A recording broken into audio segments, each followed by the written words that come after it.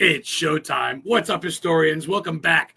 Season 5, Historically Haunted VODCAST. I'm your host, Adam the Historian Ghost Hunter. I appreciate you guys tuning in. This replay will be up, of course, on the Facebook page and my YouTube channel, Historically Haunted. If you don't miss a minute of it, guys, definitely check it out. Before we start with our guest today, a past guest of mine, Carl Toop, if you guys remember, about 2 months ago, he was in the alien suit. He was the original alien in 1986 with Sigourney Weaver. And his tongue comes out. He was a guest on my show all the way from England, and I ruined it. And he sent me this, like literally yesterday. Carl Toop, guys, Alien Warrior from the Alien movie. Check it out. Hi, I'm Carl Toop, and I played the Alien Warrior in James Cameron's 1986 film Aliens. This is just a little message to say that you are watching Historically Haunted Vodcast with Adam McGinn and the historian Ghost Hunter. Enjoy. Fucking A. That's a pretty cool tip of the hat. I like that. I like collecting these. So my next guest, all of this show is brought to you by a sponsor is the psychic medium Christopher Brown, guys. He is one of my clients for Historically Haunted Booking LLC. I'm his booking agent. He is a psychic medium, ghost hunter, public speaker in Maine, where I live in the New England area. He's doing a lot of events. He sponsors a show today. So guys, check him out. He does readings and stuff online. So my guest, we're going to get right into it because I'm excited to talk about it. Joe Knetter, guys. He's behind the scenes dude. He's a producer. He's a film writer. He's been an actor. He's been an actor in a couple things. He also did some camera work. I'm flustered because I love talking to the Hollywood dudes. He's all about the horror. I mean, we got Barry, where he was like a psychotic, almost like a, like a stalker. But then he did all the stuff with just Slayer and Felissa Rose and I'm bringing them on. I met him at the Rock and Shock in Massachusetts, guys, right in Salem, Massachusetts. What was it? Danvers, Massachusetts, like 5 years ago, and they signed my DVD. So without further ado, from California with a Metallica shirt, this fucking guy. I've been friends with him for a while. My first time coming on the show to meet him, Joe Knetter. Hey, producer. What's up, Adam? Sorry for the winded introduction, man. I'm excited. No, I mean, I'm excited too. That's why the camera's pointing up right now. You know, I don't. I fucking love this. If we're on Facebook, it's the no dick thing, right?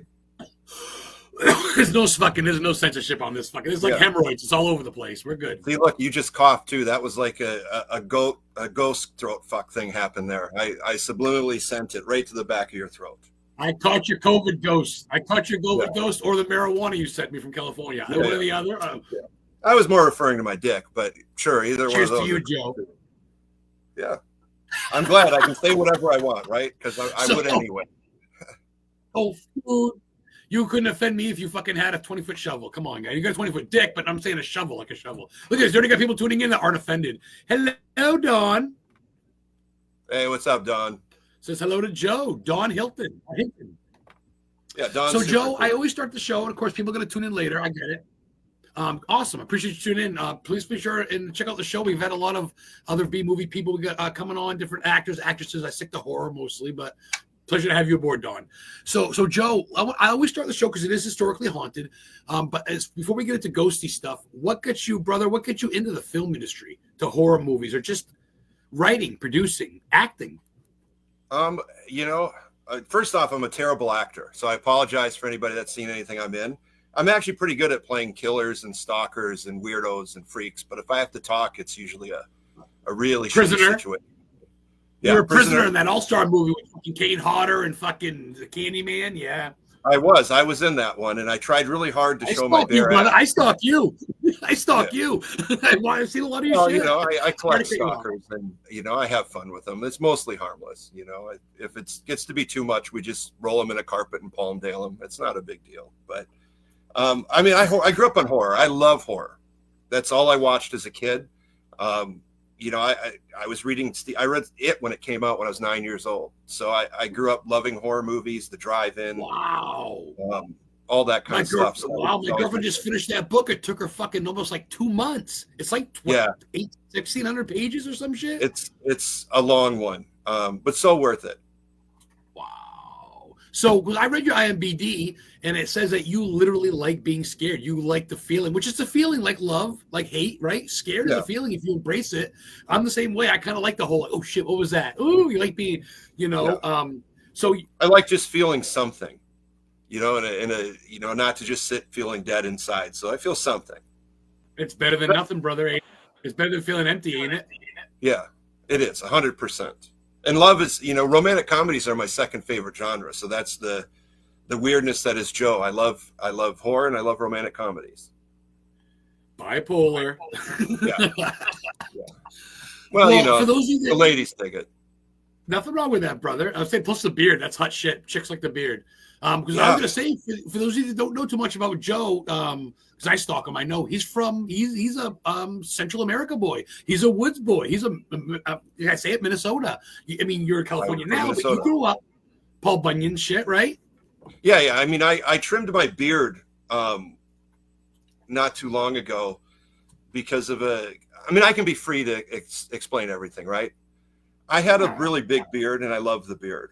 And yeah, you did. For years, I was in a long-term relationship and I fit well with that woman when it came to the 69 position. So since I've been single, I've been trying out, different women, different sizes. And I ended up in a 69 situation where, when it's going really well and you kind of have to pull your head back to give it a little bit of a moan. Yeah. When I did that, the long beard pulled with it. And then when I went back in, it went up over my face and she was pinned down on top of it. And it was awkward. I didn't want to ruin the moment or anything. So I kind of had to just tongue myself through all that beard hair. And that's the moment I went, maybe I should try trimming it. So I went with a little bit of a trim. It used to be long. And I've quickly realized pretty much every lady in my life likes it longer. So now I got to grow it back out. Flavor saver, brother. Yeah. Because you don't know if it's her pussy hair or if it's your hair. You're like, what am I eating here? My own hair, her pussy. I'd rather eat her pussy hair than my own I don't mind that. It's just the beard thing was weird. It's the beard thing. Yeah. I don't want to lick through my own beard. Dawn is so impressed with you right now, bro. It's not even funny. She's so glad. Yeah. See? What's up, Gene? What's up? You catching a great show. Joe's a fucking riot. I didn't know you were a fucking comedian, dude. You notice it's all ladies commenting right now, right? Mm-hmm. Smart man, dude. Well, that's the best part about B movies. Is always TVMAs. All it is tits and ass. It's perfect. Oh, yeah. It's mini pornos. Yeah. So I want to circle back around because as much as I'm not gay, I love Stephen King. I went to the same high school as him. I went to Lisbon High School. The History Channel was there my senior year doing a documentary, and I just shit my pants, of course. Yeah. So I live 45 minutes from Bangor, where his house is. So I want to circle back around. Oh, yeah, you're getting me all excited. My nipples are hard. Yeah. What is your favorite King book and or movie? It doesn't have to be the same. What's your favorite book? What's your favorite movie? My favorite book, it fluctuates depending on the year between The Stand and It. I like I hear The Stand a lot. I hear The Stand a lot. I go back and forth through those. My favorite short story is The Mist. I like The Mist a lot. And I thought they adapted that really well. Something in The Mist. Yeah. It's fun. The black and white version, if you haven't seen it, if you have like a Blu-ray, one of the extras is it's in black and white. And it gives it a whole different feel, like a classic monster movie. It's awesome. When the tentacles come in from the garage and shit and pull a dude, that must feel great in black and white. Yeah. Is that your movie and book or just your book? I'm sorry? I mean, what about, is it for movies though? Is that up there for movies too? Or movies, I really, really like the made for TV series, the original Salem's Lot. I like that a lot because I grew up in the time frame where I'm 3-4 years old and watching that on TV and loved it. But I think as far as the movies, man, The Green Mile's great. Stand By Me is great. And I really like The Mist a lot as well.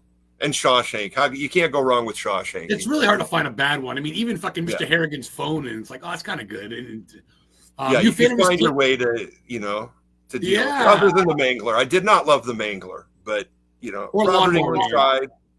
That's an acid trip. I feel like I was doing 3 hits of high blood or acid. I'm like, what the fuck am I watching? Well, that's maybe I should try it that way next time. I'll give it another one. And certainly the Mangler's better than what was it, Mangler Reborn, the sequel? Yeah. That one mean, was rough. He wanted his name off it, if I remember right. Yeah. But anyway, that's enough about Stephen King, guys. We're talking to producer, writer, Joe Netter. This fucking guy's got some great shit. Dude, I'm not going to lie. Like, it's a trip talking to you. Like, I can't wait for Brute 1976, which is the year you were born, obviously. Is it pronounced Brute or Brute? I know there's an E at the end. Brute. Oh, it's Brute. That's what I figured. It is Brute, yeah. Okay. And, of course, Pretty Boy, which is coming out, right? Or is that already Pretty out? Boy, we shot that back in 2020. That's our sequel to the movie Blind, which is on Tubi and Amazon. It's free. Yep. Whereas Blind was like a 70s slow burn made-for-TV drama thriller, which we made for like no money. The sequel, which we had pre-sold to Lionsgate, is more of an 80s slasher. Yeah. And I'm excited. It's been 5 years. It's been on the shelf. So I can't say when it's going to come out, but if you're looking for it the end of May, you'll find it. Okay. Yes. Pretty. I love it. I love the mask, dude. They had the mask at some stores and shit. I see knockoff masks of it. That's fucking fan. No, we got a deal with Blind with Trick or Treat Studios. They put out the official costume and mask and everything. So Trick or Treat's big news. Yeah, we were really lucky back then. Even Lionsgate, brother. That's a big company to hook up with. Good for you. Yeah, it's fun. It's been so many years. I'm just happy to see it come out because the cast and crew and everybody works so hard on these things. I'm waiting to see where it goes. I'm waiting to see where I honestly, I've been like, because it's like you said, it's been in the talks for what, 4 years, 5 years? Yeah. 5 years. We shot it 5 years ago, and our turnaround's always quick. I mean, we were from shooting to us turning the film in was 4 months. So it's been done for that long, just waiting. And, it's a gnarly one. It's 80s horror. It gets pretty dark. I like dark things, and I'm not a huge happy ending fan. Not to spoil the ending, because maybe it does have a happy ending. But look at you, trickery. I like dark things. I like things that are fucked up, because as you mentioned earlier, I like to be scared, but I don't always feel scared as much as I like scaring other people. That started when I was in, I think, 4th grade. I was in school doing like a creative writing assignment. We had to write a short story, and in my short story I chose to write about a plane crash that killed my parents, and then me and my brother and sister were stranded on an island. And in the course of that, I ended up killing my brother and sister and eating them, which I thought was just funny. It was tongue in cheek, and it led to me coming home and having a sit down conversation with my parents, and then maybe talking to a psychiatrist for a little bit. And for me, as a kid that just liked horror and metal, I mean, I grew up on metal in horror, and I was always kind of the weird kid. I didn't see the big deal, but it gave me a moment to go, wow, you can really fuck with people simply with words. And that's kind of where my thought process went with writing. But I didn't actually start writing professionally till 2003. I started in fiction. Wrote short stories and books, and I wrote a couple paranormal books that I'm sure we'll get into later. I was saying you're an author. You're definitely an author. So where can people find your shit? I was going to ask you. We can get to that in a minute, but that's dope. Wow, you not to cut you up, but you're like me. It's the oddball shit, but it's the hardcore shit, because you don't see people going, yeah, country, or yeah, hip hop. It's like metal, like like with horror movies, like horror. People don't wear Steel Magnolia shirts. They wear Halloween shirts. They wear Friday the 13th. And I love wrestling. Like with you, it's all the oddball shit that's not quite there, but we're not. That's fine, right? We're proud. Yeah, we're in the. I don't want to say fringes anymore, because so much of it is like horror and metal has moved a little more mainstream. But I'm a weird guy. I was a weird kid. I'm a weird guy. I like what I like, and I don't give a fuck what anybody thinks. So, I love all that shit. I love wrestling. Fucking respect, dude. I like taking showers. I ended up meeting my Heather gets my girl. What? Me with Alexa Bliss. Oh, super cool. Yeah, she's great. I got to meet her in Newbury, Massachusetts. Yeah, she saw my comic book, and I don't know, the whole Bray Wyatt thing, and then she came back, and so you really are up to date then. You watch it, you know what's going on then. Yeah, I mean, I'm a few weeks behind, because sometimes I have to catch up. The highlights and stuff, depending on what's going on. Raw being on Netflix has made it easier, and AEW being on HBO now has made it easier. but yeah, I mean, I love it. When WrestleMania was here in LA 2 years ago, I think we went and saw it. I mean, we were so far up in that stadium that I might as well watch it on still, TV. But it was awesome. WrestleMania, dude. Yeah. Oh, it's the second time. I went to WrestleMania in Seattle, where it was Hogan and McMahon, and then Lesnar and Angle, where Lesnar won the title. I was front row for that one. Unfortunately, I don't have many memories because I drank so much beer, I basically blacked the whole show out. But it was fun. What I remember was fun, and watching the replays were nice. You know, I was right there. Lots of blood. I mean, I grew up in Minnesota. We had AEW, or AWA, sorry. AWA, and they filmed a lot of it in the town I grew up in. So as a kid, I could go to all of it. You know, which was, as a kid, my first spoiler that it wasn't real, and that, or it was predetermined, I shouldn't say not real, and that for AWA, they would shoot a month at once. So you do 4 one-hour shows in a row. So you'd see somebody get really injured, and then 2 hours later, they'd come out, and it's supposed to be 3 weeks later. And I was like, as a kid, I was like, wait a minute, that's weird. It's only been that's a magician's secret right there. You saw the magician's bag, yeah. But again, it's, you know, I don't give a shit, and I think most people don't and never did. What they do is amazing. They're actors. It's Leatherface, right? I mean, he's not really killing people. It's just they're well-trained actors and actresses, right? Yeah. It's a one-take stunt show with dialogue. It's crazy. Yeah, it's an art form. I don't know. I'm gonna mention something before I forget. When you talked about metal, what is this I see with Slayer? Did you do that same video Felissa Rose did? The music video with Slayer? I did the first of that trilogy. The first one. I was a prisoner in that one. Oh my fucking god! I love that video. Oh, it was amazing just because, you know, I grew up on Slayer. I love Slayer, and when Felissa reached out for that, I was like, well, fuck yeah, I'll be there. And she's like, well, you'll get paid too. And I was like, really? It was about 116 degrees out in that prison yard for that riot, and each take was the full song. So we're rioting for 3 minutes. Was it a real prison or former prison? Yeah, it was. It used to be the ladies' prison. It's where, I mean, I've shot there. So I did like 3 episodes of Criminal Minds there. It's used all the time. But cool. What I loved about the band that day is it was hot as fuck out there. And we're all out there in the heat. You know, people are dropping. And the band never went inside into the air conditioning. They stayed out there with us all fucking day. Wow. Which I thought was super older boys. I mean, yeah. Kerry King and fucking. So you get to meet Kerry and all of them. You get to meet.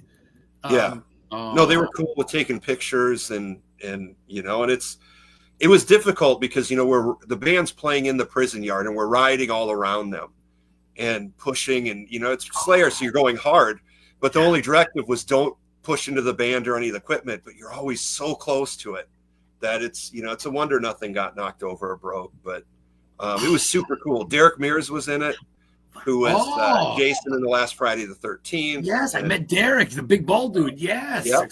Tyler Mane was in it, who was, you know, been in so much. He was Rob Zombie's Michael Myers, and obviously Felissa and Tony Moran, who was the original Michael Myers.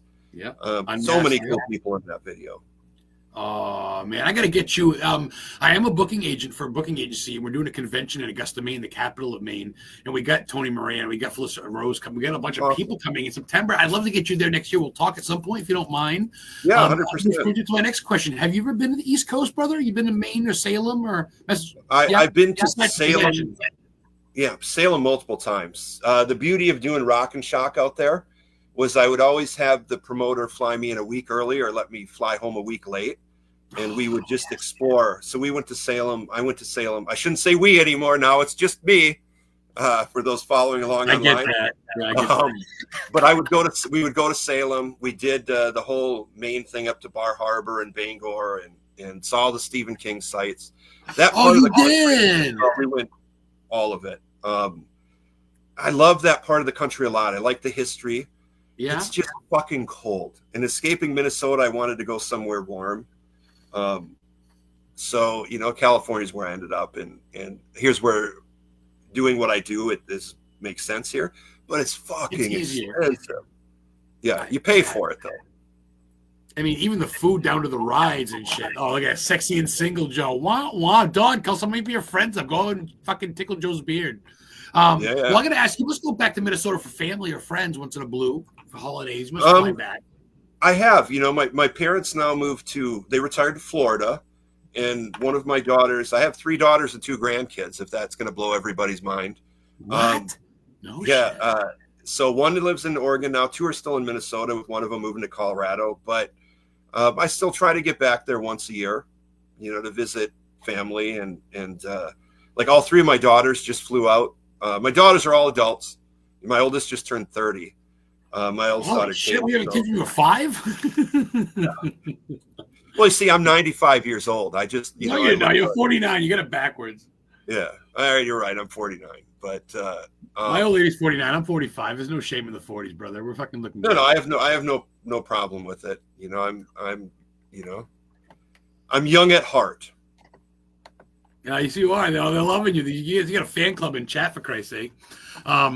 I'm young at heart. Well, so that's why I was going to ask you. That's one of my questions. Have you been to like my neck of the woods? So you've been to King's House, and you've done the Pennywise Great Tour, the Paul Bunyan. You've done no shit. Oh, I've seen all that. And, you know, in Minnesota too, growing up in northern Minnesota, we have a Paul Bunyan big statue. I heard about that. We got supposedly in a bickle with you guys about who's got the rights or whatever. Yeah, who can have it or not. I also saw you did. Oh, yeah, they get statues. I see that, and I think New Hampshire does too. Yeah. Sorry, there's a little bit of a delay. I'm in Maine, so the fucking squirrels are running around. I was gonna say that you did some stuff with Carpenter or for Carpenter, like cinematography. Is that right? I did. Well, I worked in the G&E department, which I really don't know how to do.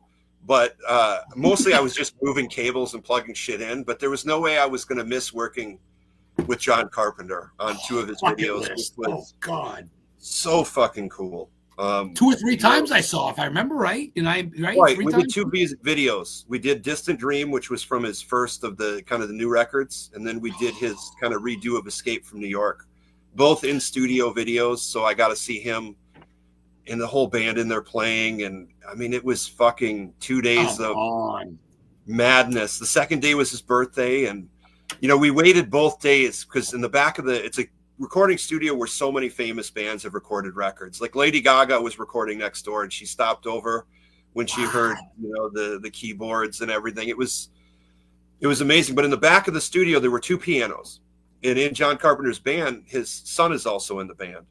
And we saw the 2 pianos there, and we waited and waited. And halfway through, I think it was day 2, we were on lunch, and we finally heard it. Them back there playing the theme from Halloween. One on each piano. And that was the moment we were waiting for. And you know, John was super cool. You know, after that, he hooked us up when he did his live tour and let us come to some shows. And we went to the Friends and Family one, which is a little more intimate. But man, you know, he has so much fun doing that. He smiles, which, you know, if you know John, he's not always the smiley type. I think he just got his star on the Walk of Fame here today, too. Oh, no way. Legend. Oh, yeah, no shit. Long overdue. Long overdue. One of the big ones. Oh, my God. My heart just sunk. See what I mean? You live and breathe this shit. As you can tell from the background, guys. Everything from Texas Chainsaw to looks like the skull from Halloween 3. Yeah, I have a little Halloween 3 area. Oh, I love Halloween. Happy Halloween. Oh, my God. Look at you with the Mike Myers mask. Little bit of everything here. You know, I'm a horror guy through and through. Metal. I still have CDs and vinyl. You know, I do physical media, and you know, that's the way to do it. That's the way. I actually got records signed from G.G. Allen. Oh, wow, that's awesome. G.G. Allen's brother, Merle. Gigi's dead, but they did a re-thing, and Merle signed it. And the drummer, Tony Dino, who drums naked because he says he just chases balls. Yeah. I can imagine that. Yeah, Boogeyman threw a worm at me, and he signed my thing. So I'm like you. I kind of fan out. But at the same time, man, you only live once. It's about the memories. But, Joe, let's do some fun shit, brother, because I like doing some fun shit. What's some shit that Joe grooves out to? Like, what do you jam out to? What is your like? I know it's metal, but is it like is there like a certain metal? Do you listen to Creedence Clearwater once in a while, or Pink Floyd or something? Yeah, I love Pink Floyd. I love CCR. I listen to a lot of classic rock too. I love 80s hair metal. Metal wise, I like a lot of foreign stuff. I love Barren Earth, Amorphous, Swallow the Sun. Ooh, You know, as to newer brutal. stuff, there's a band from I think Sweden called Soen, which is great.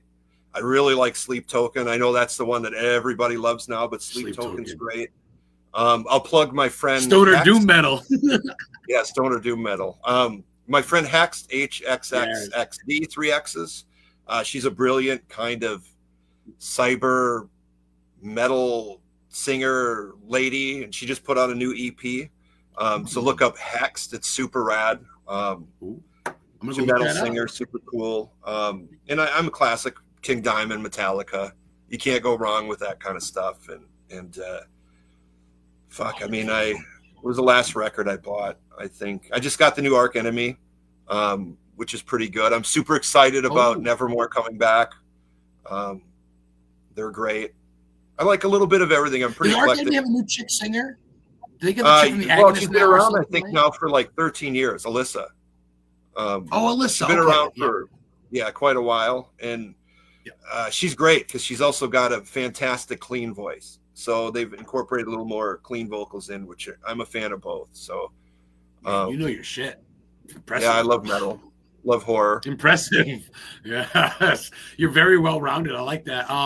What does Joe do when he wants to like chill? Are you a barbecue, like for food wise? You a spare rib guy, barbecue, Chinese food, pizza?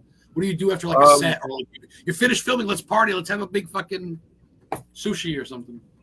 Well, we usually do my favorites, Mexican food. I love tacos. I love chips and cheese, nachos. That's my weakness. Pizza's great, chicken. Chinese. I mean, I'm a weird picky eater. Like I've never had a burger in my life. I've never had a cheeseburger or a hamburger. I've never tried it. Shut up. Never done it. I've had hamburger Jack in tacos. the Box, none of that shit. White Castle, nothing. Nope. It's a weird thing I have. Like even like I'll eat a chicken sandwich, but if it's called a chicken burger, I won't eat it. It's one of my weird, peculiar things. Just like I won't eat anything with the word egg in it. Because I won't eat eggs, but I'll eat eggs in like if it's mixed in cake. But like Eggo waffles, I won't eat because the word egg is in the title. Nope. It's a weird thing. Breakfast sandwich. You've never had an egg and cheese. No, I hate eggs. No shit. Yeah. Wow. I didn't even eat pussy till I was like 25 because I knew there were eggs up there. Oh my God! Yeah, the eggs are up there. Well, I mean, unless your tongue's super long, you really can't taste them unless you're Gene Simmons. I think. No, especially when you got to go through beard. I like when they squirt though. I'm not gonna lie, my girl's a squirter. I like that on my beard. I kind of like that. I just go to bed with it and wake up crispy. It's kind of neat. It's like a war scar. I wear goggles and flippers for that reason, in case I get little wipers on them.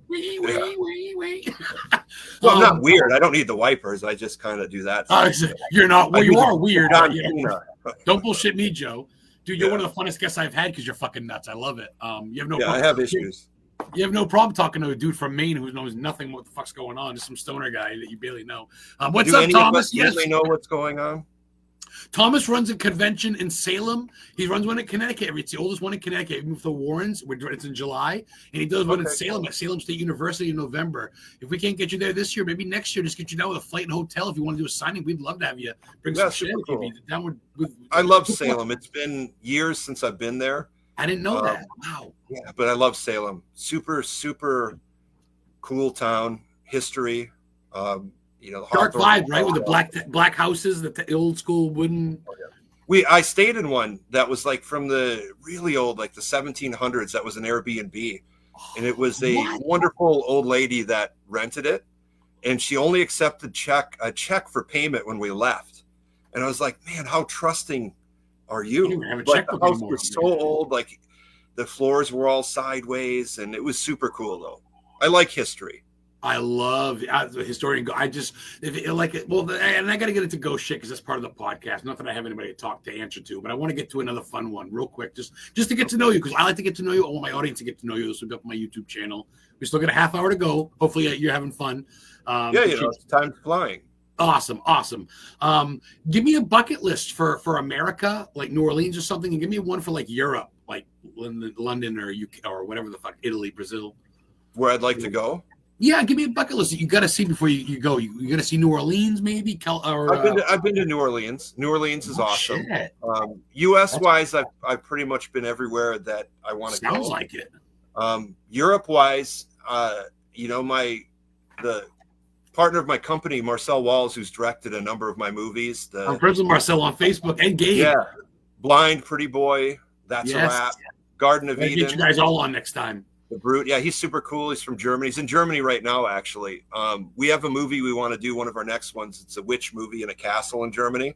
And I'm super stoked about going to Germany. You know, and doing a castle, a witch in a castle. I mean, how great is that? Oh my God. What's up, guys? I mean, so is that that's gotta be your bucket list? I mean, some streets are still cobblestone over there and shit. Yeah. The buildings are real close. Yeah, it's still, but you know, but you have a little bit on the East Coast, man. You go to Boston, you still have some of that cobblestone stuff, which That's true. you know, those streets are still holding up. My family, I'm Polish, and we came over during the war, and my grandma settled kind of in the Salem area, so we have ties to Massachusetts. And You got you know, like Marblehead, Danvers. Yeah, I listened to cassette tapes when I was a kid, and you know, I wouldn't say monster, I would say monster. Because of oh my God, he knows the grandma accent. had the accent. Yeah. So I had it as a kid, and then I have the Minnesota accent now, but it's not that strong. But you're a mix of New England and that. No, and then you throw it with LA. You're a mutt. Holy shit, you're all over the place. Oh yeah, you got to come to Maine. You got I do a tour thing too of Stephen King, but I also go further.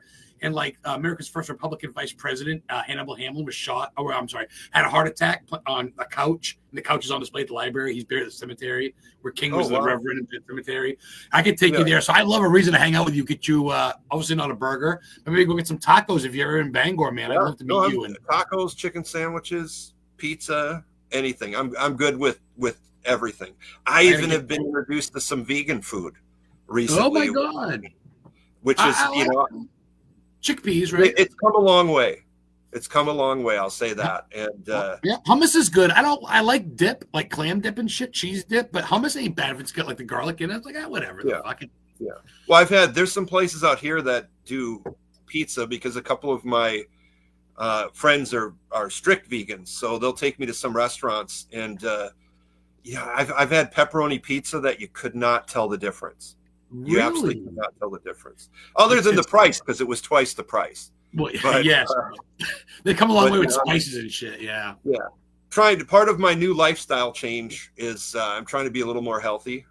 You know, eating a little bit better than garbage all the time. But I still it is hard. And it's easy to grab a snack cake at a gas station. You're not going to grab a nice tomato basil fucking or whatever. It's going to be a Hostess or whatever, ding dong. No, I go to 7-Eleven, and those little buffalo chicken rollers start looking good, and they're like the worst thing you can possibly eat. But $3.99. Oh, geez, $4. I got a 5. Yeah, you get 3 of them, and man, it's like being mouth fucked by God. It's fantastic. You're so fucking awesome. But then you wake up with regret.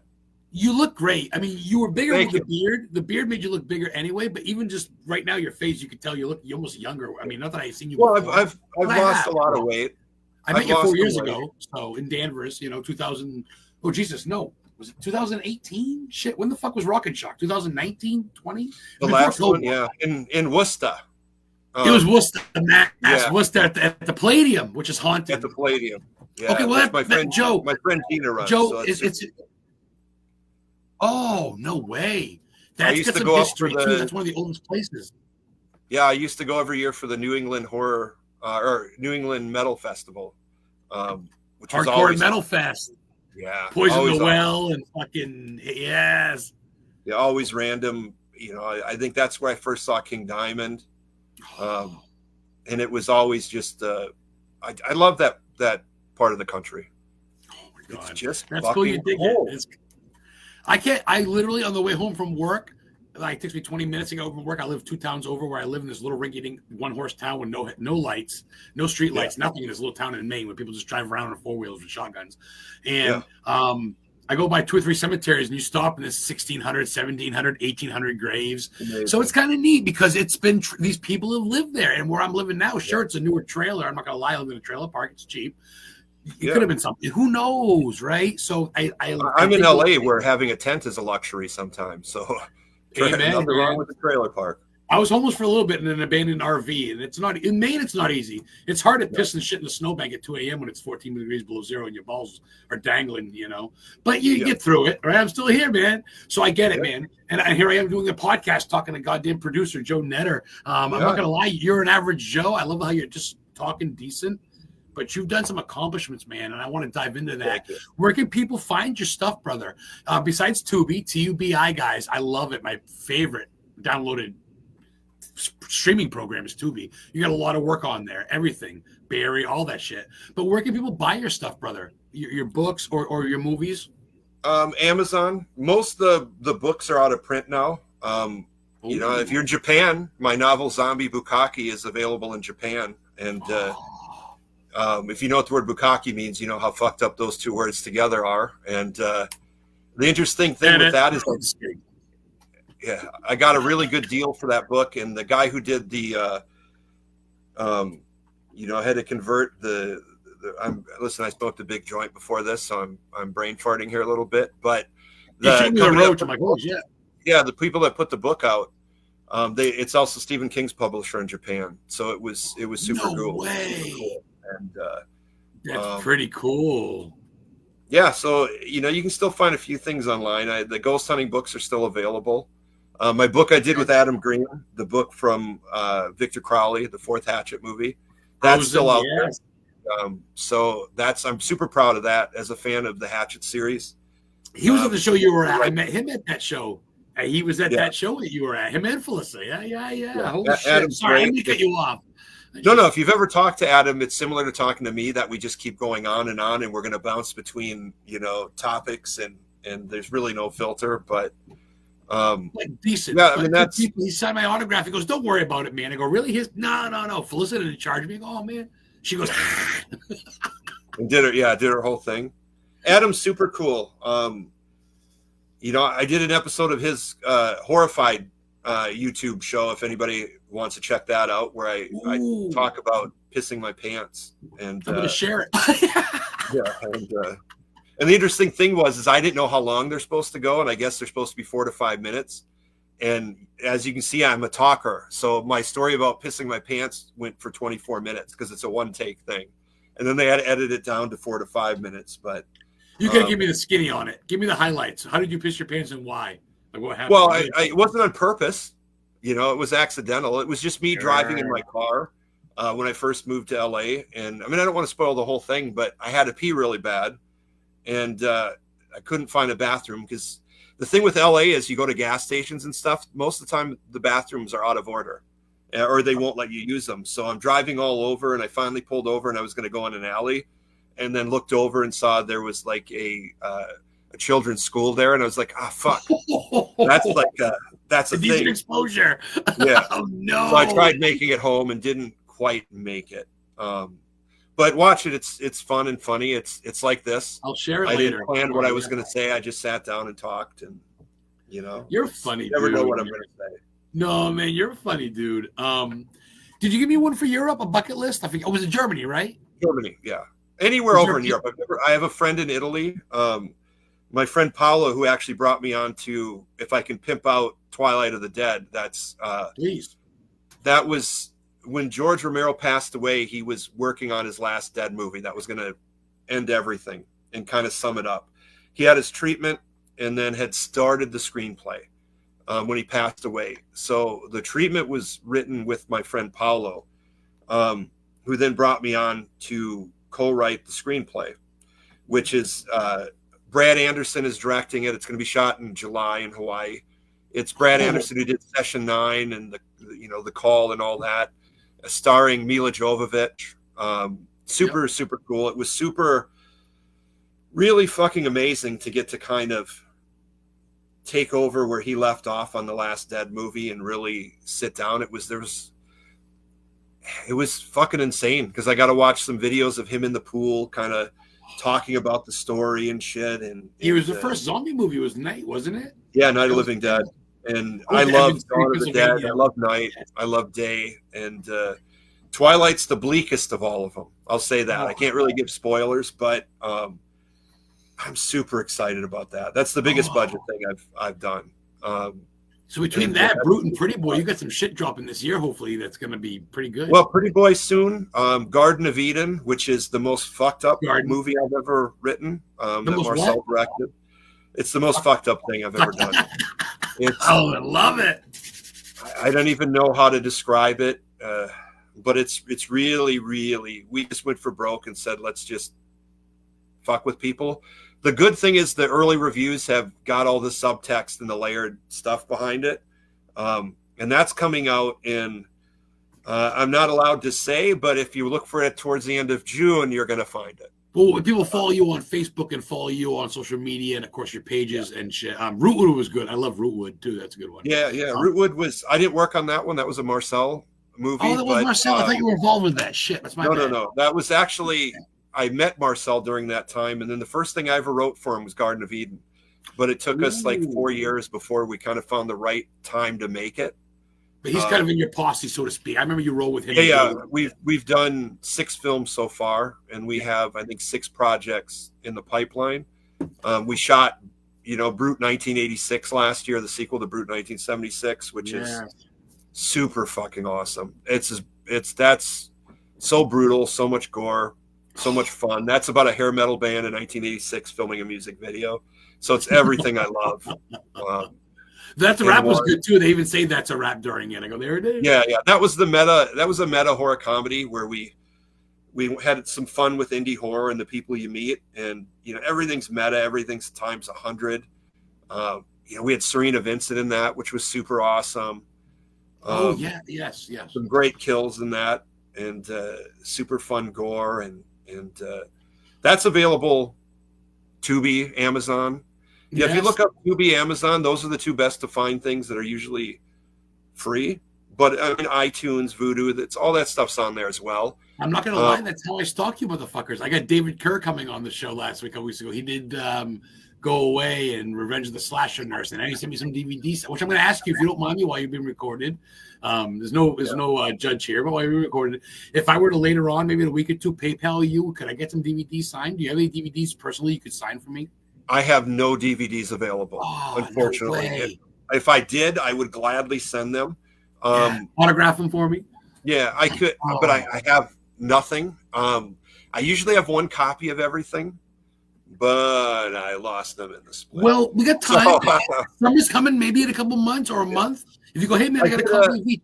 Even if it's blind something, I would love it in my collection. No, I gotta, like so many of them aren't available anymore in the U.S. because I saw that it's a dying market. Like I don't even think Pretty Boy, which is out through Lionsgate, is going to get a U.S. DVD release. Foreign will get some great stuff. Root will. It's on Lions, right? Pretty Boy. No, Pretty Boy's Lions, but I don't think they're putting out. I don't think they're putting out physical media. No so shit. I can send you a space adventure movie if you like space adventures. I watched Space Adventure Star Quest. Yes, and I have one called Space Wars: Quest for the Deep Star, directed by Gato Setian, which was super fun to write. It's kind of like a Star Crash, Battle Beyond the Stars. Yeah, it's not Gabe Gatto. I'm friends with Gatto. Not Gabe. I'm sorry, but he won awards and shit. If you don't mind, we'll talk later when I'm not so buzzed. But I'd love to PayPal you or whatever and give you my address, and I'd love the personalized copy if you don't mind. I get some from 100%. I'll gladly send you one. Marlon Taylor sent me one for the black kid from the Losers Club. Marlon Taylor sent me one. I go, I love shit, and I love authors. I really am. And you're an author, even though you're a producer, and you're a friend. And I've been on you on Facebook for a while, and I'd love to. I can send you. I'll just send you the book I Survivor, the book I wrote with Adam Green, the Hatchet book. Yes, that and the movie, if you don't mind. I'll PayPal you. Just let me know. I get a couple bucks, and if you could autograph them, I don't want to sell them. Just put to Adam Far Out or fucking. Smoke one on me, whatever the fuck you want to write. Go fuck yourself. I don't care. I will too. I will literally fuck myself while I read it. Whatever you want. Okay. Well, then I'll trace my cock on the front and. That would be fantastic. All 25 inches of it. Yeah, absolutely. Well, come on, 25. Small. That's ridiculous. Well, it's limp. 24 3/4. That's yes, and that's just limp. So 24 3/4. Well, who's counting? Where's the ruler? Yeah. We got about 15 minutes left. I usually ask my guests to be a little funny, be a little serious, and play host, and ask me the question. You up for that? Okay. You want me to ask you a question? I'm gonna open legs. What is your favorite horror film? My favorite what? Horror film? Horror film of all time. I say Either Debbie Does Dallas horror. is a classic, but Yeah. Horror. I'm not gonna lie, it sounds silly. Being a kid growing up, it's Care Bears, maybe Ghostbusters, G.I. Joe, that's great. It's all great. 8 years old, 9 years old, you get it. Your parents don't want you to see that shit. You don't want to read it. Even though I've actually started reading it, and Candustic Stream's a real place. I'm going to the places he talks about, and they're in Bangor. I highlight them and I go. Yeah. But real quick, so my stepfather, rather, not my dad, not my sperm donor, my stepfather, he went hunting. It was deer hunting in Lisbon, Maine, and my mom was watching The Shining, Kubrick. Okay. And I get up at fucking 9 years old, can't sleep, and she's watching the twins holding hands and the blood in the elevator, and I'm just going, well, you're going to go to the same high school this guy that wrote this book is Stephen King. I go, huh? And at 8 years old, I don't know what that means, but I know Stephen King. Yeah. So that was it. And then I went to bed, and I had a nightmare, but I didn't wake my mom up. I kind of, like you said, not got off. I didn't come in my pants, not yet, but I got excited. Honestly, horror is like an orgasm to me. The more I get freaked out, I'm like, ooh, fuck, he's twisting the knife right in your stomach. God damn. Yeah. You know, he's eating your eyeball. Like, just real shit. It's wild. Faces of Death. You know, people blowing up and shit. It's very peculiar to me, but at the same time, very just, if you embrace it. So short story long, I'd say The Shining. And then that was it. Pet Cemetery, Stephen King, rather. And then you got Carrie, Cuja, all the fucking hallway. Joe, if I could kiss you through this camera, you know you have one on both cheeks and a mouth right now. And probably a dick. Yeah. You got to work your way down. I know. It takes me time. I'll buy you some cookies first. But it's a whole wormhole. The universe, and the next thing you know, it's ooch. And I'm Jason Voorhees for 4 Halloween straight. I got the hockey mask, and I'm meeting Kane Hodder, and I'm meeting. I met the chick there, and she's my friend now. She's gonna come on the podcast in a month. Carrie or Adrian King. She does a wine. I met her. Got the hat. So I'm friends with her now. So I'm trying to get this from my girlfriend's kid, the Shining, Stephen King Shining socks. Awesome. So it's my life. And you know what? There's worse people to look up to. Guy's been a great father, great to his wife for 30-something years, great to his kids. Could be worse. He lives in Maine, very humble. I met him. Really? I've never met him. I would love to, but I never have. That's a bucket list thing. Dude, Joe Hill, his son knows Ferratu. Yeah. I went to go meet him at a book signing in Bangor in Derry back in November. And I went for the fuck of it. And I go, well, 30 people free. They did a book signing, whatever. I got an autograph from Horns. I get to meet him. I got a picture with him. And then Steve walks in with his cane. And I go, I went to the same high school, Mr. King. And he goes, I got to get a picture. He goes, no, right now. We made eye contact. I came in my pants. That's a win. So I met him. I got a picture of the back of his hat. So I fanned out. That would be a big bucket list thing for me because, you know, I have everything in hardcover. I get every book that comes out. And he's the best. He's the best. He'd be proud of you. I'd love to turn him on to your shit. He loves good books and good movies and shit. I know they're all your babies and everything you've written, produced, acted, and all that stuff. What's one of your top? Give me your top one or two. Like, I hate to pick and choose, but what are ones that are really just like, I'm really proud of this motherfucker? It's got to be Blind, right? Pretty Boy. You know, Blind is special because of what it was. It's, you know, how I kind of met. Obviously, my, you know, good friend Marcel, and we have a company together and we make movies. And, you know, that was a movie that went from a dream he had to us wrapping in 5 weeks. And, you know, we sold that worldwide. We made that for nothing. We sold it worldwide. It won a lot of awards. And not that stuff matters, but it's good to get appreciated for your hard work. So I'm very proud of Blind. I personally think Pretty Boy is better.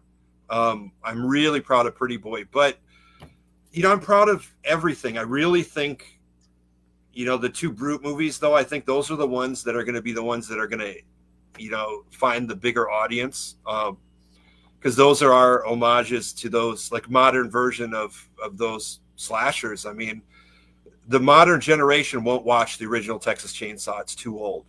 So what we did is we made a modern movie in that style to try to introduce people to, you know, a new generation of those kind of movies. So those are so much fun. Brute 1986 is, everything just came together on that one and worked out so well. We've put such a great team together that works their ass off. And that's what behind the scenes shit's really where it's at, ain't it, Joe? It's 100%. It's, you need your cast to be fantastic. The crew is so fucking important. It's why when we have premieres, we invite everybody that worked on the movie, PAs, everybody to come down at the end so that we can thank everybody, because making a movie is a mini fucking miracle. Every step of the way is a miracle. You make it past that, and then you finish the movie, even the one with Lionsgate, and you go, okay, we're all excited, and now it's 5 years to come out. And then you just got to hope it finds an audience. You make the best movie you can and just hope people respond. So, but with your heart and with your soul in it, that counts for something. People see that, Joe. Look at that. Can't wait. Dude, you get an audience right here, brother. We may not be a lot of people. There's thousands of people. There's hundreds of thousands of people, probably millions of people like me that would love this shit. It's just, as you know, the big boys get the push, the new Exorcist. Oh, that's great. The new fucking Saw, whatever. But you guys are making an impact. I'm not trying to cut you off, Joe. No, we're making the best movies we can. We put everything on camera, and just one. It's a long one. I had one before, and he told me, "Well, I don't know if you're to smoke or not," because people don't. And I go, I got it's a $1.50 joint. I pay $5. I got a med card in Maine. Yeah. There was one bad guys, Joe. That helps us cope with life and not kill people. Am I correct? Yeah, I think the last Rock and Shock I did one of them where I did a solo panel. If there was a video online where in the middle of it you see me, and I did it just for my friends. You see me kind of tell the audience, just give me a second, and I'm actually dropping acid, which they know that I had. So in the middle of the panel, I dropped acid just because. I ain't done a square in fucking years. Wow. Yeah. Mushrooms a little bit here and there. Smoke them, eat them, tea. But you must do that? You put them in tea and shit? You mushrooms? I've made tea before. I just eat them. I power them down. And, I did mushrooms. It's been a while. I think it's been a week and a half since I did mushrooms. But Jesus Christ, you're an animal. I have a mind that's always circling. And I like to kind of go away from it for a moment and drift. So I love mushrooms. I like psychedelics. I love this. But again, weed is always my go-to. That's the best. It's the easiest, and we're finally legal everywhere. So I like edibles particularly. I'm an edible. My girl's a big edible chick. She likes drinks, liquids, or the cookie or whatever. Especially shops where you are. There must be a dime a dozen. I got to ask you, Joe, too. We got about 10, 15 minutes left. I want to have some fun ones before we go. If you get a chance to come to New England, would you put me in a film? Would you write me in a film, produce me, or recommend me? I'd love to die in a film, even if it's a second. I'd love to be just a walk-by guy and tell someone to fuck off. I don't care. I want to be in a film. I always ask directors. I go, they're coming to Maine. If you ever come to Maine, dude, I know crash sites, airplane crashes, where people can go. Okay. And there's no fee. Yeah, if I'll tell you this, if I ever have something on the East Coast that it makes sense to put you in, I'll gladly do it. I'll fucking die or kill in a heartbeat. If you would have been here on the East Coast when we shot Garden of Eden, we had a lot of garden party scenes that we had people come in masks to just kind of hang out for the scenes. I would have thrown you in that in a heartbeat. I love that. Slipknot's one of my favorite bands. I love the mask. I love the whole Pretty Boy thing. If you guys haven't seen that yet, with the whole thing, basically Blind and stuff. Blind. It's a dude that wears a mask and comes into a blind chick's house, like a hot blind chick that's single and thinks it's some dude. Doesn't know it's him because he's wearing a mask and basically just has his way. And it's very psychotic, very romantic, very eerie. It's got a King vibe to it. A lot of your shit does. I'm not gonna lie. You can tell it's your influence. It's very Shining, not Shining, but it's very my girlfriend's reading it now. Misery. Yeah. It's not really a happy ending for no one. It's an ending, but it's like, who wins here? I'll say the last act of Pretty Boy gets very much in King territory. And I love that. And again, the blind Pretty Boy are killer in that Pretty Boy. You can buy the costume and the mask from Trick or Treat Studios. They did a full costume and mask, which is super cool. Joe. And that was a bucket list day to be like, oh, you mean they made a mask you can go buy? And the guy who made the mask for the movie for us, Ken Hall, he did the mask for The Strangers and all them. As now I just bumped my thing with my. I see it. No, that's good. Shit happens. Usually people have kids or dogs or kites. No, that was my penis. I was gonna say, 14.5 inches. What the fuck? Yeah, 24.3. 14.45. Something like that. I don't mean to build Yeah. you up. Why not? Why not? Yeah. Blind is on Tubi, guys. A lot of his shit is. You type in Joe, you Google Joe, look at his shit, and you go to fucking Tubi and type in his shit. 90, maybe not 90, maybe 70 to 75% of his shit is on there. Honestly, shit he's been in, written. No, and I think I'm excited about a movie I acted in called Hanukkah. I think is getting a re-release. It was Sid Haig and Dick Miller's last movie. I played Sid Haig's son in it.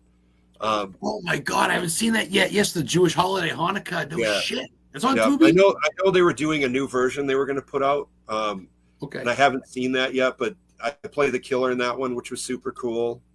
I tag you whenever I see you and shit. Hope you probably get the notifications. Hope you don't mind, but I gotta let people know. No, that's totally fine. All right, cool. Yeah, that's fine. I give you the respect, and of course the actresses, and what you do. So what do you? I gotta ask you, Joe. We still have a little bit of time, if you don't mind. Yeah, boy, slam that shit. I love your fucking shirt, by the way, you sexy beast. Very nice. Thank you. That makes my 2-inch penis grow. This was great. I appreciate that. So, what gets you motivated to write this shit? Like, what do? Do you go away to a camp? Do you sit in your house and put Pantera on and go to write? How do you write this shit? I write at home. And I like contrasting music. Like if I'm writing something that's more touching and heartfelt, I'm going to put on death metal. If I'm writing something really fucked up, like when I wrote Garden of Eden, it was, I listened to ABBA. I listened to the Air Supply. I put on really sentimental stuff to write really fucked up things fucking too. Sticks and shit, like 70s fucking disco rock. Wow. Yeah, I mean, ABBA?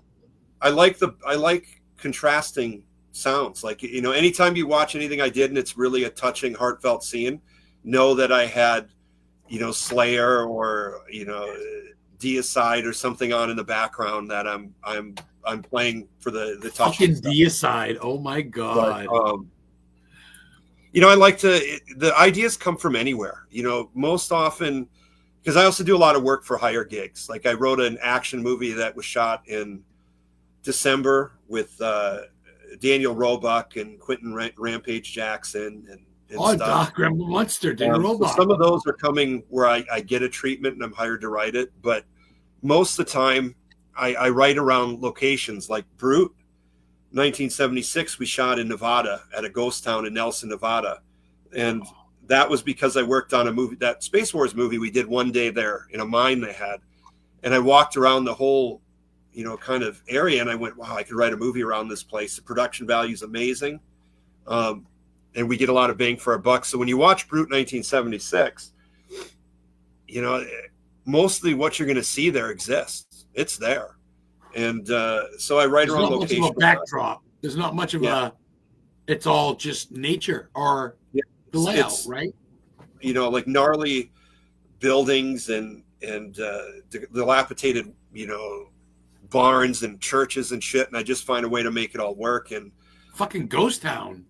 Yeah, an old school. Wow. It's people get married there and stuff, and it was super cool, And the newer one we shot here in the woods because the sequel's more in the woods movie. But it's anything can inspire me. Short stories were always just weird shit. At the time I was married when I started as a fiction writer. And a lot of times it was just like my wife at the time would be like, hey, can you do the dishes? And I'd be like, oh, fuck, how am I getting out of this? I'd be like, I can't. I just got a story idea. So then I go downstairs and I just look around the room. What do I see? Oh, shit, there's a rubber ducky. I'm going to write something about a rubber ducky. And, that's kind of how I got out of doing husbandly chores. But inspiration comes from everywhere. Certainly when you watch the movie That's a Wrap, it's, based on people we meet in the indie horror scene. And we'll never say who, but and some people are mixtures, but there's so many fucking characters in this world, so many weird and beautiful people and fucked up. It's like a movie inside of a movie where they talk about It's a Wrap, and I'm like, it's fucking a trip. I watch it, I'm like, wait a minute, so it's a movie that knows it's a movie that's called It's a Wrap, but It's a Wrap is the movie that it's a fucking it's multi-layered, and everything was times 100. Like we knew we were going to do the trope of a woman in like slashers that always have to take their tops off, and it's they have to show it at some point, and it comes out of nowhere. So our scene in that movie is an actress named Eve Marlowe, who's fantastic, and she did that scene for us where, you know, she gets a little wine spilt on her dress, and next thing you know, she's in the bathroom getting naked and walking around the halls and then taking a shower and masturbating. So I think we have her full frontal for like 7-8 minutes. And that was, you know, by design of taking every kind of horror slasher trope and just doing it times 1,000 to the point of ridiculousness. And I urge everybody to check out That's a Wrap. It's a lot of fun. We didn't get the push we were hoping for, and it kind of just got dumped.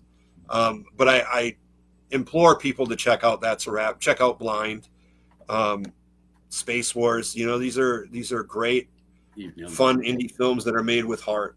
I'm not gonna lie, it's really not hard. Not that I mean, obviously, go to Joe, type in Joe Netter on Google, go to his IMDb, go to what he's done as far as acting, producing, writing, screenshot it, go to Tubi, look it up. 80%, like I said, 70 to 80% of that shit's on Tubi. Check it out. If not, you can find it. Like I said, there's episodes of you doing different shows and different shit. But as far as there's a lot of stuff in there that are movies when I first started that you know, maybe don't hold up. Shit's on Tubi, a lot of it. Yeah, but you know, I appreciate everything I've ever worked on. You know, we all start somewhere, and certainly the movies I made in Minnesota were made for nothing. It was just horror fans making movies, and you know, are they good? You know, some people love them, and that's great. And I cherish the experience, because without those films, I probably wouldn't be here. You know, they give you a chance to have fun and go, fuck, I like doing this. I'm not gonna lie, dude. Tubi's one of the best for underground. Don't Fuck in the Woods. All these ones. I meet all these people, these actors, actresses. The next thing you know, I'm friends with them. They're on my fucking podcast. I've known Joe before all this shit. Not gonna lie, because I met him 5 years ago. I just didn't really. I'm not gonna lie, have the balls to ask you, because I think you're a big deal. But the more I talk to you, we'll be cutting jokes about your dick size and shit, man. I love that you're down to earth. And you don't. Well, we're not joking about it. It's really that big. Well, you know what I mean. But the fact that you're cool with me and you're open and you're not like, fuck you, pissant. I like that. That's cool. Do you not remember? Maybe you don't remember at Rock and Shock, my last one I ever did. Sarah French, the lady I was with at the time, had a modeling photo that was like the American Beauty thing, naked with roses on her. So we decided to have competing 8x10s. So I laid down and put some flowers over me naked, and we were selling them to see who could sell most. And we ended up tying. But mine, you know, I cover my lower abdominal area with leaves, but I let a little bit of it poke out. And you could buy that. I had a white Sharpie, and I would sign coming out of my dick, my name and everything. And that was kind of my last Rock and Shock. The last Rock and Shock hurrah was. So I've always been an open book. Fucking legend. If you get me left, I'll buy one. I'm not even gay just because I need to have one. I need something signed by you, whether it's a book, a movie, a dick picture, whatever the fuck you want. I'll give you my address. Message me this weekend. I'll message you. I'm gonna unless you block me, but I'm gonna message you this weekend. I'll PayPal you. I won't block you. You liar. I'm good. Even if people were talking shit on here, I'd be totally cool. Oh, show your tattoo, Gary says, Joe. Is it your dick on your dick? It is on my ass. I'm not sure if we would get in trouble here for it. Can you show? No, it's fucking StreamYard. Who gives a fuck? Show it up. Show me the moon me. I don't give a fuck. Okay. Oh, I like the one on your arm. Oh no. You didn't have that 5 years ago, did you? On your arms? I did 5 years ago. So this was done at Rock and Shock. This is actually me. Oh yeah. What the fuck is that, Eggman? No, that's me. You totally mooned the whole camera below, and I took myself off. And it knocked you right out. I'm not going to show the front because you'll get blocked for that. Dude, your ass is pale. You got to go tanning. You think I'm out in the sun showing my ass? I didn't think you were a black dude. I couldn't tell at first. Yeah, no. I know why you thought I was. We've been talking about it. Thing. Hey, no, that was actually. Can we go into the 5-10 minutes? Is that cool? Yeah. I'll tell the tattoo. The background with the tattoo, if you don't mind. I love it. I get flagged. It's worth it. So I would do conventions. It started at Cinema Wasteland in Ohio, but I would do them all over, and I would do an hour. His penis is not slim. His penis is rather girthy and wide. But yes, he's slim. Besides that, I've lost some weight. That's what heartbreak does to you. Just not in the penis. Yeah. No, that stayed okay. That's different. But, It's muscle, not so much fat. Yeah. No, it's not fat at all. I give it a good workout. I work out 3 times a day. And It does pull up. Yeah, I do curls and pull-ups. Fucking guy. So sorry, what were you saying? I cut you off again. No, so I used to do an hour-long thing at conventions where I'd be in a room and I would read my short stories, which were always really fucked up. Some of them were written directly just to read to people to, freak audiences out. But I would bring a toilet on stage and I'd fill it with Little Debbie brownies. And I'd pull my pants down and read my stories from a toilet, and I'd throw brownies into the crowd. And that's I did one. Shit. Yeah, I did one with Sid Haig where we both dressed as monks and we entered the King Diamond music and we took turns reading my short stories. But the joke always was at the end of the performance, I'd turn around and everybody would see my ass. So the joke with all my friends was that I was only known for my ass. So we were trying to figure out, it was actually me, my friend Uncle Creepy, Sid Haig, a couple other people. I think we were at Rock and Shock at like 11 o'clock in a room partying, and it was brought up, I'm only known for my ass. How can I fix that? And somebody immediately said, well, tattoo your face on your ass. And that happened to be the Rock and Shock where they were raising money for Hurricane Katrina. And Jesus. Okay. At that point, which was Saturday, I think they had raised only a few $100s. And I said, well, listen, if we can raise money for Hurricane Katrina, I'll tattoo my face on my ass tomorrow at the show. Sid immediately pulled $100 out. Bill Moseley pulled $100 out. Ken Forey, Andrew Divoff. Everybody started. Guys, Dawn dead. Oh. So the next day, I laid on the table in the middle of the convention, and they tattooed my face on my ass. Shut the front door. Yep. And that was my calling card after that. For years, people would, at shows, want pictures with it. They would, they'd get right down there to do the photos and stuff. Back then, it wasn't so pale and white. I mean, this thing's, 18 years old now, and there's no beard on it. The way in the picture, I look like this, so it looks like I'm, people will usually go, oh, you're you got a Michael Berryman tattoo on your ass. You've eaten a lot more snacks since that picture came out with the beard, Yeah, I tried shaving a beard on it once, but it didn't work. That must have hurt your butt cheeks are tender as far as a tattoo goes. That must have got hurt, I think, to sit. Easiest one I've ever had. I was on a plane that night going back to Minnesota. I did not feel it at all. The only ones I've had that really hurt were the chest ones. Where it's more muscle than fat. These were a piece of cake. Is that Mike Myers? What was that in your arm? Oh yeah, I got all the classics. Mike Myers, Leatherface, Rawhead Rex. You became my best friend with like Grave Dancers by Mike Mendez. Oh my God! I want to fuck you now. I'm not even gay. You son of a bitch. You're fucking hot shit. Stuff. Hey, real quick before we go, we still got another 10 minutes. Would you come back on as a co-host or guest? Sure. You're being recorded, so that's why I asked people before I cut off. Yeah. No, let's time it for when one of these other movies come out. Okay, and maybe get some of the dudes on. Yeah. I'll bring somebody. I'll bring somebody on. I'll talk to one of them. I'm friends with some of them on Facebook too, and a lot of them speak. What's the dude doing a jumping jack in his profile picture? He's doing like a jumping thing. What the fuck's his name? Joe. His name's Joe too, isn't it? Or no? I don't know. I'm not a huge social media. Davison? Something Davidson or Davison? He's a friend of yours, man. Yeah, I can't think of a Davidson, but yeah, everybody, half the people we work with, we cast as friends for the movies. Then we bring in new people with each movie. Well, I see a lot of movies. You got a lot of the same people though, because it's a tight knit. It's right. You've done a lot of work with Gary, or not Gary, but low budget, horror. We've got certain money, we've got certain days. You need things to move, and you need to have people you trust. So we always bring people back that we know we can count on, because anybody new you bring in, it's always we've been lucky, but it's a crapshoot. Sometimes people can flake. Gamble, yeah. And you can't afford on the indie world. You can't afford to reschedule and we'll just add 3 more days. I will sell a kidney, and I will work for free if you ever come. I will literally just want maybe some celery sticks and some ranch for like break time. Other than that, we pay everybody. We're you don't have fair. to pay me. I work for free. Yeah. Just kill me. One movie, Okay. 3 seconds. Kill me. Show my small penis on camera. I don't care. Anything you want. Well, Kill me. I do. There is a lot of dick stuff. Whatever. That's a Wrap. You saw it. I will say Brute 1976 has one of my favorite. It's not just tits, guys. There's a little bit of white penis in there, guys. A little bit of pee-pee. So I'm a firm believer in, if you're gonna have female nudity, you should have some male nudity. yeah.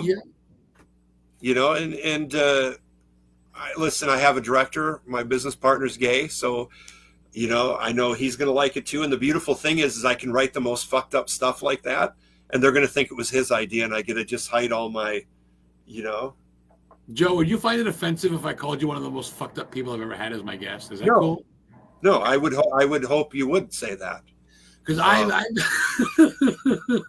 I've talked to people and try to be PG, and you're just off the script. I fucking love it. It's and I can be PG. Like, that's why I asked ahead of time, because like I'm 100% professional. It's 100% professionalism. But I want you to be you. I want you to be laid back. Oh, real quick, Jeff is running the convention this year. Jeff's Traveling Boards of Wonders is running the convention. Jeff, please get Joe at your show next year. This guy is a producer. He is a writer. He is an actor. He's worked with people. You name it, Jeff. Get him. Jeff runs the Paracon, and you have all these people coming. Okay, very cool. Pennywise, and we need to get Joe here to Maine. Joe's been to Maine. We'll talk. I'd love to come back to Maine. We'll talk soon. I'm thinking if not this year, maybe 2026. But I'd love to get you to Maine and possibly Salem. Okay. I love those places, and it's been quite a while since I've been there. Pre-COVID would have been the last time I would have been out in that area. So I would love a hotel and a free table would be something. We'll talk about the fine details. Yeah. Listen, I look at my table as a place to sit down and hang with people. And you know, I'm like I told you, and I posted, I'm an open book. If it's a free for all and I can say whatever, I'm probably going to say whatever. Well, I know you're going to lie and say you remember meeting me, but you probably don't. But when I met you, you and Sarah French, you guys were Scarlett Salem. You guys were very like you are now, and that's why I sent you a friend request. Yeah. Literally that day, we've been friends for about 6 years. We don't talk a lot. I get it. You're a busy fucking cat, and I get it. But you've never been rude to me, and you agreed to come on the show, and you've done some great shit. And for those of you guys don't know, check out Joe KNETTER. We still got about. Well, let's go to 8:30. Is that cool? We got 15 more minutes. Yeah, that's fine. Yeah, no problem. Okay. I have a friend coming over. I think at 6 to hang out, and but until then, I'm I'm fine. Well, he can come on and pull your pants down if he wants. That's fine. Yeah. But no, just kidding. 15 more minutes. And I love that you're. I did it once. Dude, you literally aren't like, fuck you and hang up on me. I love that you're fucking. And Samai is one of my clients. She's an enchantress. She's a priestess from Connecticut. Card reading. Cool. She makes candles that look like penises and vaginas, and makes those and sells those at the Warren Convention. Very much just card readings and makes stuff. Black Salt. So Joe, before we get going, I got to ask you, motherfucker. We've gone an hour and a half, and I haven't asked you. And this is what the show is based on. Do you believe and have you had paranormal experience? I'm a ghost hunter. I believe in that. I've had things myself. Have you seen a ghost? And if so, what? Tell me some details. If you don't mind. You know, I have. I'm a pretty big skeptic still to this day. I think a lot of it, but I've certainly had things happen. You know, the first time I was in Salem, at that point, I didn't really buy into any of it, and we were staying at the Hawthorne Hotel. Oh, where Bewitched had scenes filmed right there in the center, where Bishop had her apple orchard right there. The witch it was hung. Sorry, go ahead. No, it's there's something about that city, and we had things happen that can't really be fully explained. No, I spent the night at Waverly Hills Sanatorium, and that place is super fucking gnarly. I mean, you're seeing shadow people. We were in the children's ward and saw a ball roll 10 feet, stop, and roll back. I have the last place I lived in Minnesota, I lived on a Catholic cemetery, and they stored the broken headstones in my garage. That place was haunted as fuck. We would see and hear things there all the time. Like what? Things moving, dropping, just bangs, noises? Yeah, you'd hear voices. You would feel something behind you. I saw a woman come out of my closet once and walk up to me and disappear. No way. Holy shit. felt dark. You know, there was one of the times when I was at Rock and Shock, actually, my kids were home alone in the house, and they had an experience in the basement that they've never fully told me everything, but it terrified them so much they ran out of the house and didn't go back until we got back like 5 days later. So ironically, Sarah never felt anything there. She never had a single experience in that house, but it was, for me, one of the most haunted places I've ever been. Was that Minnesota or California? That was in Minnesota. Oh, okay. That's where you guys met, was out there? Because you're both from there, right? I killed Sarah in her first movie called Pajama Party Massacre. That's how we met. I watched that. I was just saying, not to bring it up, she's been on the show, and of course I met her with you, but she's been in, like, I'd say 95% of your shit. And I saw you guys break up, and that broke my fucking heart. I'm not going to get into it. I know it's not about that, but you guys were like the power couple. But whatever. That's her loss. Listen, I'm an open I love her, but that's her loss. I'm sorry. You're a great dude. Yeah, it was not a good situation for me. I mean, I had been about a year. I was in a wheelchair and a walker because I've had spinal issues. My first spinal surgery was at 15. So, like a year ago, I was in a nursing home. Like I was struggling. And then I had this surgery that got me back on my feet, and I've lost weight. I'm moving well now. It's never gonna be good. It's what? Then you get COVID? Yeah, I just had COVID now. The surgery was 6 months ago. And the thing with Sarah was, listen, it was messy. It was public, and there's various reasons for that. But listen, she's doing her thing. I'm certainly doing my thing. I'm having a good time, and Joe, I'm happy for the time we had. I know. Well, no, the thing is, and I'm sorry, but when people associate Joe, they associate you. Not only did I meet them together, but they do a lot. Yeah. Half of Joe's films are with her. You got to admit, fucking Blind, she's the lead character, and I met her on my show. I love Sarah. Don't get me wrong. She even did an interview. Blind was my love letter to her. That was me giving her a role that nobody else would have trusted her with. And right, and we're not. Like I said, look, I don't mind talking about it. No, I'm not going to talk shit about her. No, dude. If anything, they still respect each other because it's professional and just shit happens. Lords of Salem, that was filmed. I actually been to the house on Hawthorne Street where Heidi comes out in the beginning, and there's a pizza place there, Firehouse Pizza, where there was a scene filmed. Rob Zombie. I met Rob Zombie, and in Lewiston, Maine. So Lords of Salem's an interesting one for me because I've seen it half a dozen times, and I don't know if I love it or hate it. It's cool seeing this chick naked in bed with a goat head, and you see her ass, and it's like, oh, that's kind of hot. And she's walking the goat. That's kind of cool. But some stuff's kind of like, there's a bunch of naked old chicks by a fire with their titties hanging down their ankles, going, which I get it, but I don't. The weird stuff, and for me, Rob Zombie's The Devil's Rejects is his movie that he just knocked out of the fucking park. It's so good. Well, real quick, Joe, if you don't mind, someone did ask a question real quick. Get to The Devil's Rejects. How did you become so tight with Sid? Captain Spaulding. It's Gary. Because I got to know Sid really well. I used to travel with him. God rest in peace. Universally, such an amazing guy. I wouldn't be where I am in the industry without him. I met him he had a message board, and I was a part of it. And we were both doing a convention, Chiller Theater in New Jersey, and he was checking in, and I went up and we struck a conversation. And from then we were just good friends. He did an introduction to my first short story collection, my first solo one. Such a cool guy, such an amazing guy. And I miss him. Some of your films that he has lived, I think. He'd be in some of your films right now, I bet. Well, and that's the thing is, all of the stuff I'm really proud of, he never got to see any of it. And, but. Well, he did. Yeah. Somehow. I miss him, and he's so loved. He was the guy at the conventions everybody loved. And I've heard stories. I've never met him, but I heard he was like the uncle of everybody. Just I mean, listen, I'll share something that because we always hung out, and Sunday nights were always it's the last night of the conventions. The fans are gone. Now it's just Sunday night. At the time, it was me, my wife at the time, him and his wife. And the deal was we just had to drink all the booze and smoke all the weed before we left Monday. So it was always like, super cool. Bill's an awesome guy as well. Sorry, I just wanted to bring on Sid. It's Sid in the middle, guys. Go ahead. I'm sorry. Yeah. Sid is, if you don't know who Sid is, you should probably turn off the show. and watch. He's been in everything, and he was such a sweet guy. Yeah. Such an amazing guy. I would say you must have met amazing people, whether just people on your show or just even at conventions. Yeah.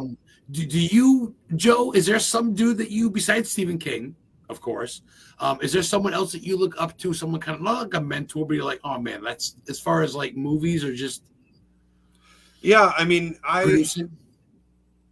I love Kevin Smith. I love his comedies, and Okay. I love Kurt Russell. I think Kurt Russell is amazing. John Carpenter was a big one for me because, you know, I don't know if there's been a better horror director than John Carpenter.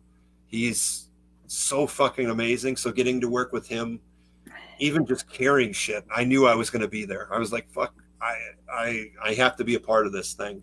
He did Creepshow, the first one, right, with King, or no? Or the second one? No, that was Ramiro did Creepshow. Oh, Ramiro. That was Ramiro from. Yeah. No, you're right, man. No, wrong guy. So, and George Romero was fantastic too. So, like I said, well, they did something, not Night Shift. What the fuck did they do together, Kim and King? They did something. No, him and King did Creepshow. Okay, was it okay? Ramiro. Okay. Well, are you talking Ramiro or Carpenter? Carpenter. Didn't they? Do He did Christine. Oh, Christine, the red car. Christine. Okay. Yeah. I've been lucky that I've got to meet most of my big bucket list people. Yeah. I never met Kurt Russell in that we talked, but I did go to a screening where he did a Q&A, and that was super awesome. He just passed yesterday. Was that him? Did he what? Did the guy that just passed away yesterday? Who the fuck was that? No, I don't know who passed away yesterday. Batman. The guy that played Batman passed away. Oh, Val Kilmer. Val Kilmer. Right. So I'm sorry. I forget the name. My bad. My bad. No, Val Kilmer I never met. No. But you must like comic book shit. You must like Superman, Daredevil. You must like X-Men. No, I grew up on comic books. I haven't read them since I was a kid. But you know, listen, I watch the movies. You know, I like it takes you somewhere. It takes you away. I like that. I like Star Wars. I don't hate things just because they're big and popular. Like it's so many people will hate on superhero movies, but if they're done well and they're fun, I love them. So wait a minute, Joe, you make up your own mind for what you see. How dare you? You make up your own mind without public. Hey man, we got 8 minutes. We got 8 minutes to go. One more question. Okay, before we get one more question, I want you to real quick. We still got about 8 people watching. Plug some shit, my brother. Where can people find your movies, your books? Where can people order shit? You said it's Amazon, right? Google. Yeah, Google me, Google my stuff. Amazon's got some stuff. The 2 books I wrote on the paranormal, which one was Waverly Hills and one is Salem, actually. Those are on Amazon.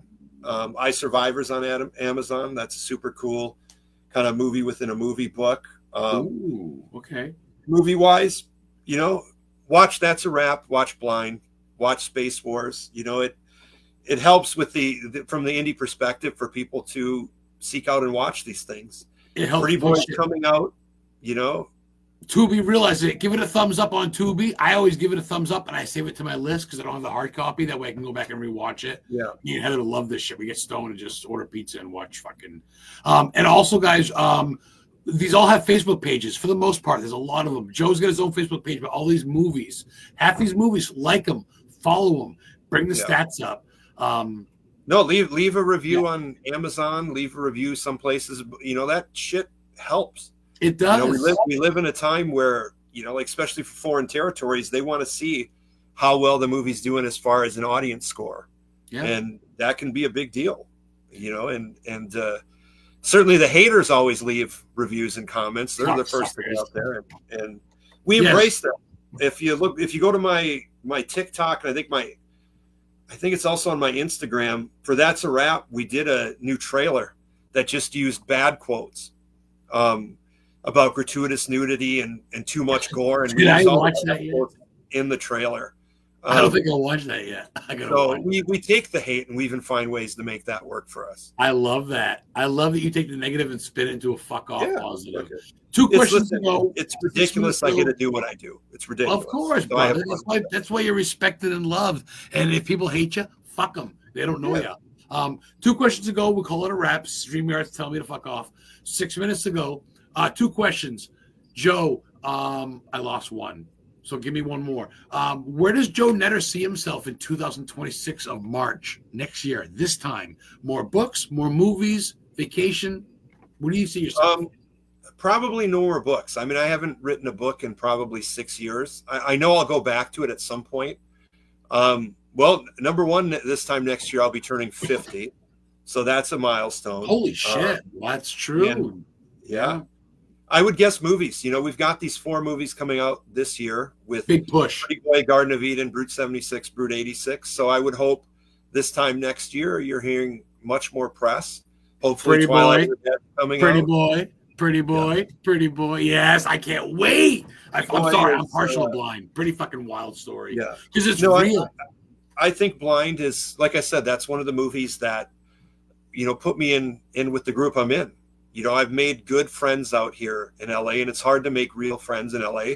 It's so easy to make industry friends, which is part of what Blind is. If you notice in Blind, she's a famous actress that her only friends are the ones she met in this new support group since she went blind, because the LA way is if you can't do something for somebody. But the cast is tight. The cast is tight.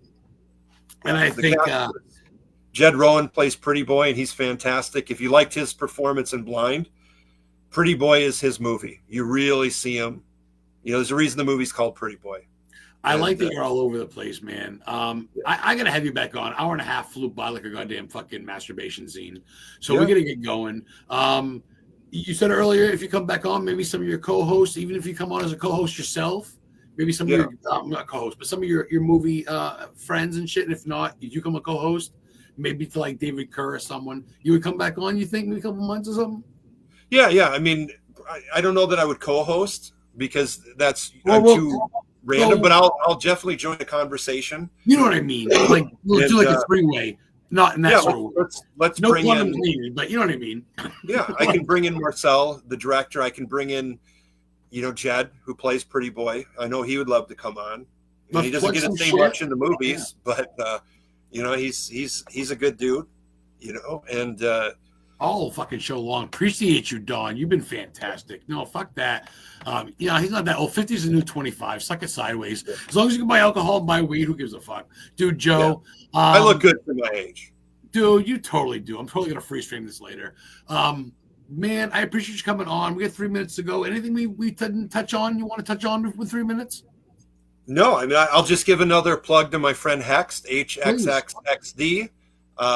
Her, you know, she's got a great new EP out. Look her up. She's on Apple Music and everything. She's got some super gnarly music videos. She just released one called Ouroboros, which is fucking amazing. If you like a trap metal, a little bit of rapping in there, she's super fucking fantastic. She's an amazing artist, and she's hot as fuck. And 100% fine with me saying that. So, you know, and again, not to spoil it, but she's one of my best friends and has really been there for me the last 6 months. And it's, I'm super lucky that I've had a lot of friends supporting me the last half of the year, both new and old. And where do I see myself in March? To come back to that question, I just see myself being more happy than I've ever been in my life. Getting to do what I love. Yeah. Don't let everything, you know, dude, it's all part of life cycle. And I'm 45, literally. I'm going to be 46 September. And I'm realizing, man, between losing my mom, homeless, living 3 hours away from my girlfriend, it's hard. I don't see her for 2 weeks. And I got to just, you know, it's hard. So we're not broken up at the same time. It's hard. I don't see her. So, and I get it. And it's fucking like, what keeps you going? Doing this shit, doing podcasts, me and Joe fucking Netter, getting him. I'd love you to send me a little long video saying, "Hey, this is Joe Netter. You know, I'm a producer, and you're watching Historical VODCAST." We'll talk about that later. I'm buzzed. Yeah, definitely. You know, but I appreciate your time. Don't block me. I'm a talker, dude. I fanned out a little bit. That 24-inch penis. I fanned out a little bit. 23 look, I got a candle last week. My last fuck, look, it's on fire. Oh, nice. So I want to talk at some video sign. We'll talk about that later. With a minute left to go, Joe. Oh, my last question. Who's your favorite wrestler? Oh, man. My favorite wrestler? Currently, not Undertaker, but currently. Well, it wasn't Undertaker anyway. It was George Animal Steel for Classic, Mick Foley for kind of the Attitude Era. Yes! That's, the modern one. Oh, fuck. That's really, really hard. Rhea Ripley, I get it. No, I think Rhea Ripley's fantastic. Don't tell me Cody fucking Rhodes. Oh, not Cody Rhodes. Fuck. It's really hard. As far as talent goes, like who do you like? I mean, like it's who? so Like different now. Aleister I Black. still really like Finn Balor a lot. I love Finn. I do like Cody a lot. Pack abs. Yeah, he's I find it amazing that they do what they do. But I'm old school. I'm a writer because of Mick Foley, because of him writing his own autobiography. It inspired me to go, you know what? I can give writing a shot. He did it. I read his book when he got his ear ripped off in Germany with Vader. Yes, he just got a car crash. He survived it today, by the way. Mick did get a car crash 2 hours ago. Yeah, he got in a car crash. He rolled it. We're going to go, guys. StreamYard's kicking me out. Joe Netter, fucking friend. I'm calling you a friend whether you like it or not. Producer, writer, great fucking cat. Really fucking groovy dude. I say groovy like 10 times. Like, this guy's going to be fantastic. Yeah, I say groovy all the time. I love it. I love your whole motif. I want some DVD signed. But for now, this will be up on the Historically Haunted YouTube channel this weekend. We're going to get Joe back with some of his cohorts in a couple of months, a couple of weeks, whatever it is. Check him out, guys. Tubi. Just Google his ass. Not literally. Well, you'll see his face. But thank you guys for watching Historically Haunted VODCAST. Next week's guest is, I don't know.